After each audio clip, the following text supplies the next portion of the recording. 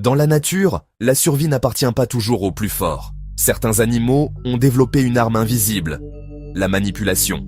Tromper, influencer, exploiter, des stratégies dignes des plus grands espions. Aujourd'hui, plongeons dans l'univers fascinant des manipulateurs du règne animal. Le coucou gris pond ses œufs dans le nid d'autres espèces, comme les rouges-gorges ou les fauvettes. Son œuf imite la couleur et la taille de ceux des hôtes. Dès l'éclosion, le poussin coucou expulse les autres œufs ou petits du nid. Résultat, des parents adoptifs élèvent un oisillon étranger, parfois plus gros qu'eux-mêmes. Un chef-d'œuvre de tromperie où l'amour parental devient une arme. L'araignée myrmecomorphe imite les fourmis. Même démarche, mêmes antennes factices. Elle pénètre les colonies sans être repérée. Certaines utilisent ce camouflage pour dévorer discrètement leurs hôtes. D'autres, au contraire, profitent de la protection du groupe. La manipulation devient ici un masque, un déguisement, mortel. Les dauphins chassent en groupe, synchronisés comme une armée.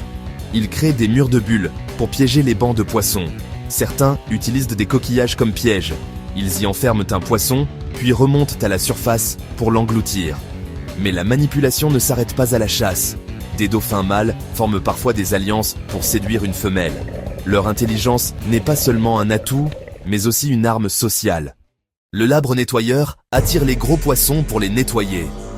Mais son double maléfique, l'Aspidontus taeniatus, imite parfaitement son apparence. Au lieu de nettoyer, il arrache un morceau de chair à sa victime et s'enfuit. Une arnaque digne des plus grands imposteurs. Certaines orchidées imitent l'odeur et la forme des femelles d'insectes. Les mâles, trompés par ce parfum, tentent de s'accoupler avec la fleur. En repartant, ils transportent le pollen, croyant avoir trouvé une partenaire.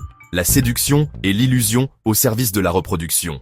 Le poulpe mimétique d'Indonésie peut imiter jusqu'à 15 espèces différentes. Serpent de mer, poisson-lion, crevette menthe. Il change sa couleur, sa forme, sa démarche en une fraction de seconde. Ce n'est pas seulement du camouflage, c'est une véritable manipulation psychologique.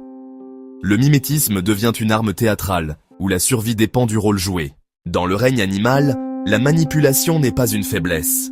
C'est une stratégie de survie, un art subtil, parfois cruel, mais terriblement efficace. De l'oiseau parasite au dauphin stratège, de la fleur séductrice au poulpe comédien. La nature nous rappelle que, derrière chaque masque, se cache une vérité surprenante. Et si, finalement, la manipulation n'était pas qu'un trait humain, mais une loi universelle.